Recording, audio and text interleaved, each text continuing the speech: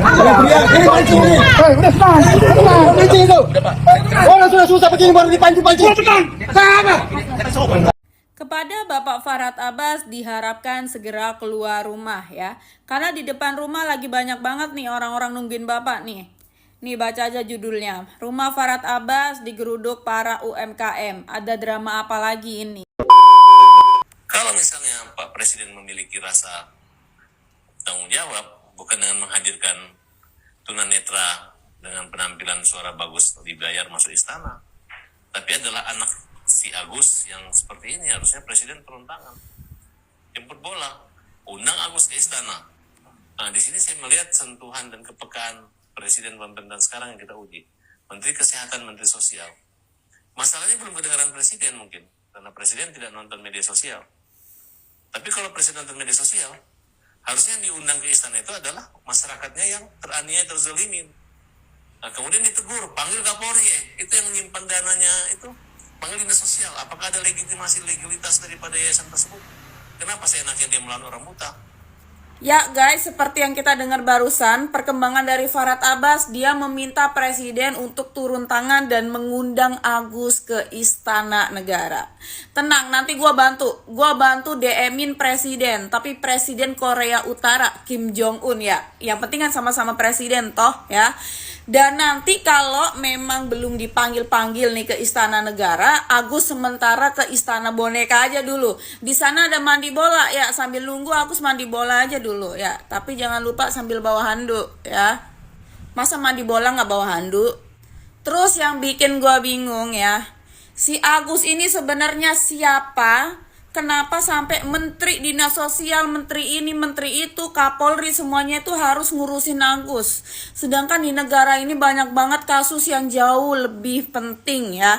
Orang-orang yang serupa mengalami musibah dan cobaan kayak Agus ini masih banyak dan bahkan jauh lebih parah. Tapi mereka survive aja tuh. Nggak nyampe harus kayak diundang ke Istana Negara begitu loh.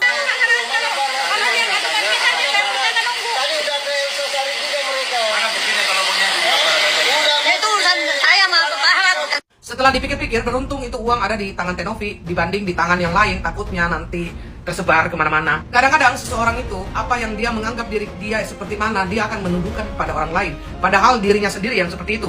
Kadang-kadang orang menunjuk pada orang lain, tetapi tanpa dia sadari, satu tunjukkan ke orang lain, tetapi 4 jari tunjuk kepada dirinya sendiri. Kadang manusia itu kalau ngomong, seakan-akan dirinya itu paling suci dan paling tidak ada cacat dan tidak ada dosanya. Tapi ternyata, kalau membela kaum lemah, bukan cuma si dia aja yang kaum lemah. Ibu-ibu yang tadi juga pun adalah salah satu kaum lemah yang disolimi. Salam dari Koko Ira Cimot. Yang suka video saya silahkan follow dan tinggalkan komentar. Bikin press conference. Baru press conference, lu udah keluar video lu yang baru. Langsung nyerocoh, cocot. Ini UMKM, udah 8 jam yang lalu. Mana lu? Mana video tanggapan lu? Gue pengen tahu. Gue pengen denger.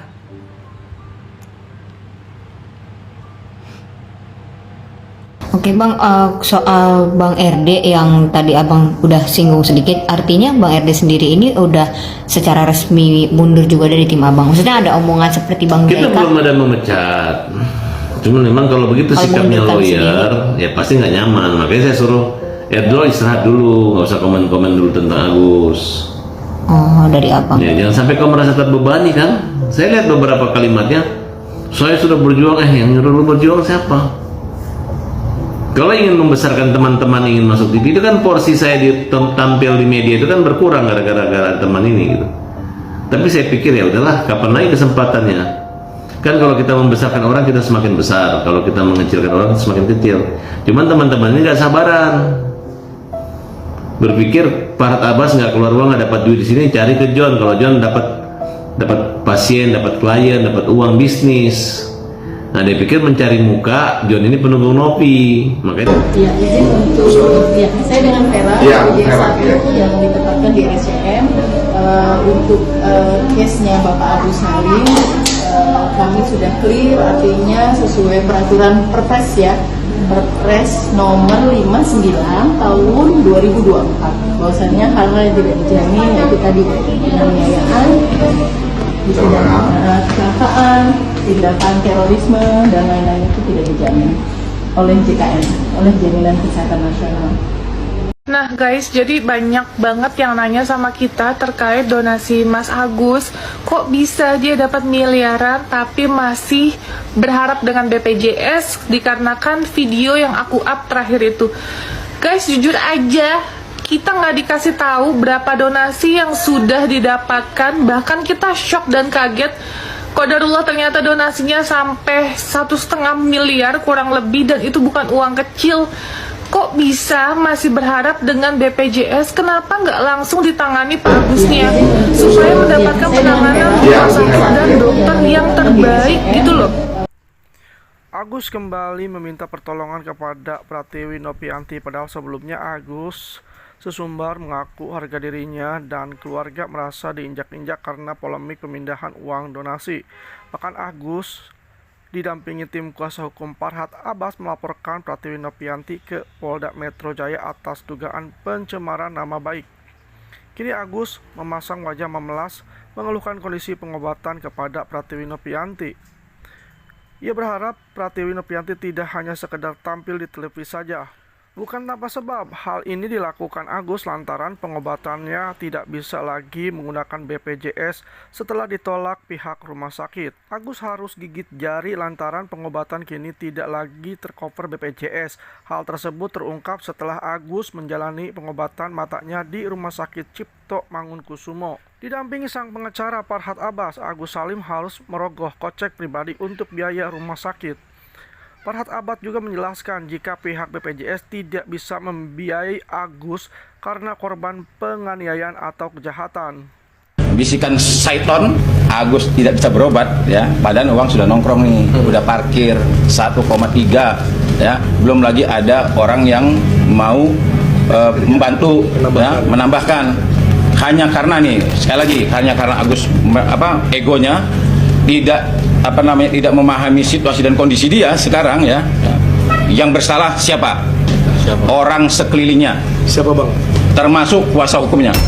Sekarang ini yaitu apa? Satu, Agus beserta keluarga termasuk Wawa mungkin ya. Ini sekarang lagi ada di luar negeri, sedang melakukan pengobatan mata, ya kan? Mungkin ada di Singapura, di Malaysia, atau mungkin bahkan di Eropa, ya kan, untuk pengobatan matanya. Itu kemungkinan yang pertama itu. Kalau seandainya mau fokus, kan bisa jalan-jalan tuh ke luar negeri, ya kan, gitu.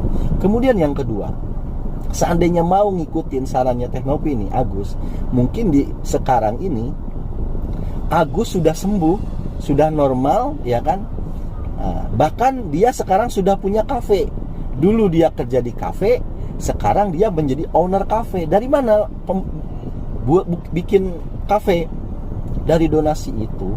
Dan donasi tetap mengalir kan, tidak akan terputus seperti sekarang. Agus cuma satu pesan Agus buat